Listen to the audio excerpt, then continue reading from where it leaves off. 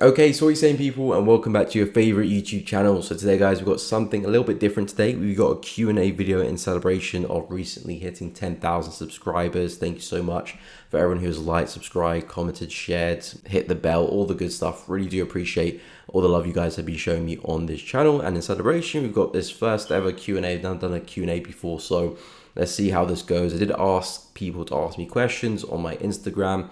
If you don't follow me on Instagram, make sure you go and do that. Link in the description, or just search my name, Miko Aodu, FX. It should come up there. But yeah, ask people to ask me questions on Instagram. I've got a bunch of questions to go through. So without further ado, let's start. So first question is, when did you finally understand market circles? And I think they mean market cycles. So market cycles is something that I did come across early in my trading journey. Again, I don't really look at market cycles so much now. Looking at Wyckoff areas, jumping from strategy to strategy. So yeah, I've gone through quite a wide range of things, but I understand market cycles from a price action perspective. We've got uptrends, downtrend, market consolidating. We will see the market go from cycle to cycle, phase to phase, from the lowest time frame to the highest time frame. So these cycles happen, all the time in the market. If you talk about economic cycles or cycles to do with seasonality, again, that's not something that I really look to incorporate in my trading day to day. It's not really something I look at. I've mastered, a few setups which I look to implement in my trading journey. In my trading from day-to-day perspective. So those are the things I'm looking to focus on, implement in the market, manage my risk. Looking at cycles is not something that I really look at in my trading, having my trading plan I look at for my trading day-to-day. So to answer your question, it's not something that I'm looking at a lot. I looked at a lot in the beginning, but yeah, like I said, I've got setups which I've mastered, which I look to implement in a certain way. So that's really where my main focus is. Next question, broker. So the broker I'm currently using is IC Markets. I've been using them for the past 4 years now, roughly. Haven't had any issues with them. They're a regulated broker based in Australia. So if you want to check out, if you're looking for a broker, I do recommend them. I do have an affiliate link as well to them in the description. So if you want to use the link, feel free to go and do that, but definitely have to recommend IC Markets. Next question, why is that sometimes candlesticks don't work even at a critical zone? Good question. Well, candlesticks aren't meant to work all the time. I think that's really the answer to the question. Why they sometimes don't work is because they're not meant to work all the time. As retail traders, we don't have 100% of the information that goes into markets. Therefore, we can't have 100% strike rate because we don't know all the information there is. We only have a minute amount of information through technical analysis, fundamental analysis, sentiment analysis, and we make decisions based on this analysis. And sometimes we'll be wrong, sometimes we'll be right. But as long as we manage our risk, we're making more when we win and don't have big losers, make sure our losses are small, then in the long run, our equity curve will be heading to the upside. And to answer your question is because we don't have 100% of the information. So candlesticks aren't designed to work all the time. Candlestick patterns, that is, they aren't designed to work all the time. They're designed to, well, not really designed. It's just something that we observe in the market. So something that we observe, a pattern that we observe that tends to do something more than it doesn't do something else. And we just take that to our advantage, create an edge with that, add confluence as well. If you're just using candlestick patterns alone, I would suggest highly make sure you add confluences. It really does increase the win rate. But again, they're not supposed to work all the time. As long as you're making more when you win than when you lose, and you're managing risk and your equity curve is going up, we don't need the candlesticks to work every time. It's not something that is necessary for us. Again, there's a big difference between solving the market and making money from the market. You don't need to solve the market to make money. There's a big distinction between the two. So just focus on what makes you money. Candlestick patterns can make you money. It's how I enter the market. But I strongly recommend using other confluences as well with candlestick patterns. On to the next question. Do you wait for candlestick close, rejection, or just hop in when it touches your area? So pretty much linking the previous question we just discussed, I use candlestick patterns to enter the market. So my main candlestick pattern I'm looking at is engulfing candles, bearish engulfing, bullish engulfing candles. I do like wicks as well. They show a really good sign that the market is failing to break through my zones, my areas of confluence. So if I can get wicks into that area, that's a big bonus. But in terms of my entry criteria, my entry confirmation, I'm looking at bullish and bearish engulfing patterns. So no, I don't hop in the area. Some people do, they like placing orders, but that's just not me. I've always used market execution since I first started trading, and I still do that now. Have literally no experience using orders. So yeah, I'm always looking for candlestick patterns and waiting for them to close. never on the open, always when they're closed before I take my entries. And this question was asked by the same person, so I assume it's a continuation of that. After you know what setup you want to take, what give you entry? So like I said, candlestick patterns is how I enter. Bullish, bearish, engulfing patterns is how I look to enter. I love to see wicks as well, but the key thing I'm looking for is a shift in momentum. I've done all the hard work, formulating my bias, having my confidences. Now I just want to see that there's a strong sign that the buyers have shifted to sellers, or sellers have shifted to buyers, and bullish and bearish engulfing patterns best display that to me. Okay, so moving to the next question. What does a typical day look like? Good question. So a typical day, typical weekday, we should say, I get up around 7 a.m, I stretch, drink some water, I prep for the market. So I go through the charts that I'm looking at, which are on my watch list. Again, I'm quite in a good place because I do most of my analysis on the weekends, most of my analysis on the 4H time frame, so I don't really need to update it every day because there's only 6 4H candles in a day, so not much is going to happen. So most of my analysis is actually done on the weekend, and during the week I'm kind of just keeping up to date with price action as more candlesticks print. Maybe a level might break, maybe structure might break, so that's kind of what I'm looking at in the morning. So I'm just keeping an eye on different things that have happened on my watch list, and then so that's around like 7 to 8 a.m. 8 a.m. is when my trading day starts, so I can actually start placing trades. I place trades on the hourly candle closure, so I'm only taking trades on the hour, so I'm only looking at the charts 8 a.m., 9 a.m., 10 a.m., all the way up to 5 p.m. But 8 a.m. is when my trading day starts, and from that, there's no trades. I normally just either backtest, journal, update my trade record, or focus on any projects I'm working at. And then typically I stream from 10 a.m. to 12 p.m. So I'm busy on YouTube. Feel free to check out my streams, by the way. You probably are aware because you're watching my channel, but if you're not, make sure you're there. And then after my streams are ended, I normally go for a run, or I normally go to the gym, depending on the day. And then I have lunch, and then after that I'll work on other projects. If I'm continuing with my backtesting, I'll do that as well. But yeah, sometimes we'll be working on other projects or filming YouTube content as well. And then in the evening, typically I'm winding down around 6, 7 p.m. I'm either reading. I do have a nice little book collection, as you can see back there. I do like reading. In the evenings, watch movie. I do like playing chess as well. If any of you guys play chess online, feel free to hit me up. But yeah, typically that's my day. If I don't stream that day, sometimes I'll go to the cafe in London to work there as well, but nothing really too crazy about my day. Next question, why do you not trade ICT? Again, these type of questions, come from a place, well, I'll probably say inexperience more than ignorance, but again, I have a trading system that works, that I'm profitable with, which I understand well. I'm not going to throw that away just because of another strategy. Again, my goal in the market when I first came into the market is to make profits, to make money, not be the fanciest trader doing whatever XYZ. There's always going to be a new fancy system that's going to come around every single year. So I'm not trying to strategy hop.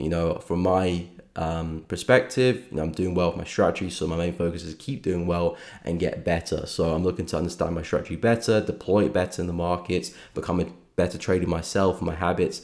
That's really where my main focus is, not looking to switch strategy. Next question, what was your first aha moment when trading? Good question. Again, with trading, it's not really an aha moment, because aha kind of represents that you kind of crack something, you solve something, you understand it now. And I still don't understand the market completely, hence why I don't have a 100% strike rate.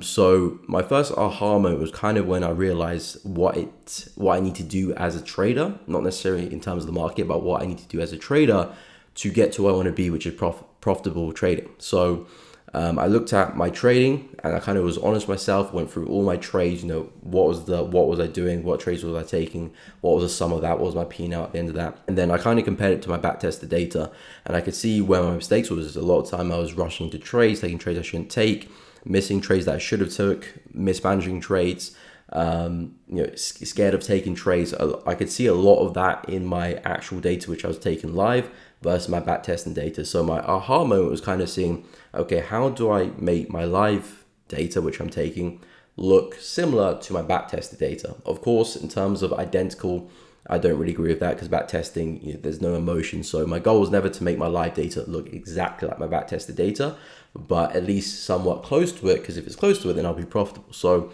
I understood that, okay, if I keep taking these trades, and if I keep missing the trades I'm supposed to take, keep mismanaging trades, I will stay in this section. So basically I need to reverse engineer that, and to get to similar results as my backtest data, I need to take the trades I'm meant to take, don't take the trades I'm not meant to take, stick to my management rules. So that was kind of my aha moment. It was kind of from being non-profitable to profitable.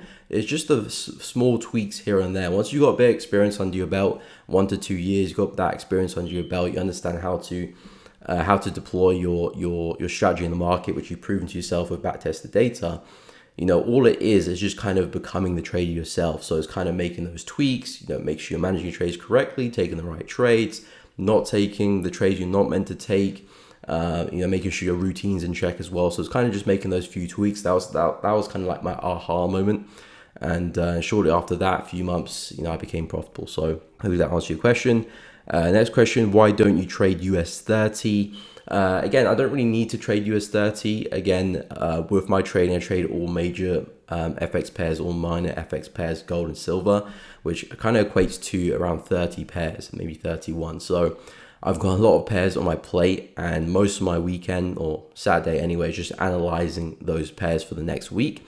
And I'm not really looking to add more to my plate because, in general speaking, I've got more than enough opportunities over the course of the year. Sometimes periods dry up. Sometimes there's a lot of trades which I, kind of have to pick and choose which I go for. But in terms of the amount of trades I get over the course of a year, it's more than enough to make the goals that I want to make. So I'm not really looking to add. If anything, I might look to reduce in the future, but at the moment I'm quite comfortable with the pairs I'm looking at. Who/what made you start trading the Forex market? So my dad was the person who introduced me into trading. He started trading about a couple of years before he introduced me. It was one of his friends that put him onto trading, and then a couple of years later introduced me. I was roughly 17, 18 at the time. I'm 24 now. So I've been trading for a few years, but it was my dad who put me on the market. It's quite funny because a lot of people, they see just clips on Instagram or YouTube, someone driving a Lamborghini, and that's kind of what brought them into trading. Whereas for me, it was a bit more of a humble beginning of my dad kind of showing me how to trade, going through technical analysis. I wasn't really exposed to the Lamborghini life until a couple of years later. But that's how I got into the market. Next question, where do you see yourself in 5-10 years? Good question. So 5 to 10 years, I would say trading larger capital, be a better trader, or well-round trader. Hopefully trading 7, 8, maybe even 9 figures live, not funded, not fake capital, but I want to be trading 7, 8, potentially 9 figures capital live market. Potentially start my own asset managing company with some other traders, investors as well. Obviously continue to grow the channel, grow the community, really expand that, maybe look to create private group from that as well. And potentially maybe not in the UK anymore, maybe somewhere Dubai, maybe Qatar, Singapore, a few places I'm looking at. Again, that's kind of way into the future, but in 5-10 years, probably a family as well. I mean, I'm 24, 10 years time, I'll be 34. So maybe a family as well. Family as well. Okay, next question, is 5% a good month? Again, a lot of this kind of question thrown around, is 5% a good month, 3%, 10%? My biggest kind of advice would be, what's your goal in the markets? To make money. Even if you're making 1% a month, you're still making money. As long as you manage your risk and you're making money at the end of the month, in general, on average, of course, maybe not every month. But that's really where the goal is. Whether you're making 1% or 10% or 5% or 6% on average, it doesn't really matter. As long as you've got an upwards trajectory in your equity curve, that's what matters.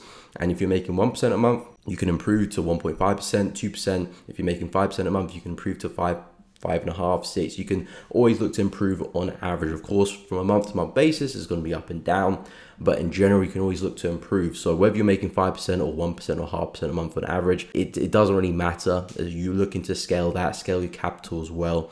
So if you're making positive returns, I think you're doing very, very well. You're already a part of a small percentile of people. So yes, 5% a month is a very good month. Next question, best advice for a beginner. Best advice for a beginner, I would say, is stick to something and see it through. Because for me, I was going from one strategy to strategy, not seeing things out.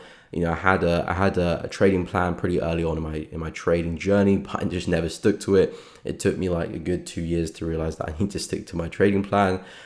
So yeah, a lot of time wasted doing stuff that didn't really serve me. So my biggest advice is find a system, find a community, and stick with that and see it through.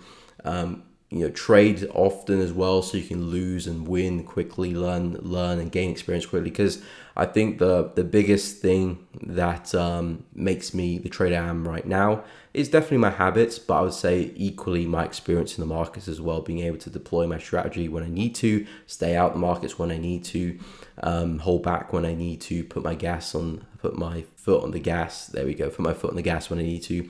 A lot of that's to do with experience and knowing the timing of the market as well. So I think experience is something that is very vital in the market. And of course, the only way to get experience is by trading and trading for a long period of time. So my best advice is find something, stick to it, and just keep trading, keep building experience, and eventually you'll get to where you need to be. Next question, how to get girls? I mean, I'm still wondering that to this very day. So if anyone's got any tips, feel free to let me know if you got any tips. But yeah, I may be able to trade, but girls are still something of a mystery to me. So yeah, not much I can do with that question. Next question, can you please make a video on time versus price theory? I don't even know what that is, to be fair. I think this might be a type of strategy, type of way to trade. And again, I have a style which I trade, I have a method which I trade, setups that I look for. I don't know every single setup in the market, and I don't need to, because my main focus is to trade how I trade and get better at that. So if I make a video on YouTube about strategy, about methodology in the market, is purely from my experience and how I trade and how I look at the market. So I won't make a video about a different strategy which I don't trade, which I don't understand. It just wouldn't make any sense. It's best to find someone who actually trades that and ask them for some questions. But yeah, I don't know what that is. And last question, are you going to take another funded challenge? Yes, I am. I do plan to take another funded challenge on the YouTube channel. I did one with my Forex funds, which was quite popular. People were liking that. I was enjoying it as well. So I do want to get back to another one. I've got a couple firms I'm looking at, but one of the firms I may not do a challenge with that because there's no challenge for it. So that may just be something I just do in the background personally. But in terms of an actual challenge on YouTube, I feel like funding pips is at the top of the list for me at the moment. So hopefully I can get that set up within the next week or so. And yeah, do another challenge on the channel. So yeah, I do plan on doing one. But yeah, guys, that kind of brings us to the end of the video. First ever Q&A. Let me know what you guys thought. I'll probably do another one at some point as well. Maybe I'll do this more frequently. Let me know in the comments if you do enjoy it. Make sure you follow me on Telegram. Not Telegram. Well, do check me out on Telegram, but follow me on Instagram to ask questions. Again, I'll probably do more frequently as well. So make sure you do follow me on Instagram. I'll link in the description to that. But guys, thank you so much for watching the video. Drop a like and subscribe if you did enjoy it. Make sure you do hit the bell so you don't miss out on any videos or streams in the future. But have a great day, and I'll catch you all in the next one.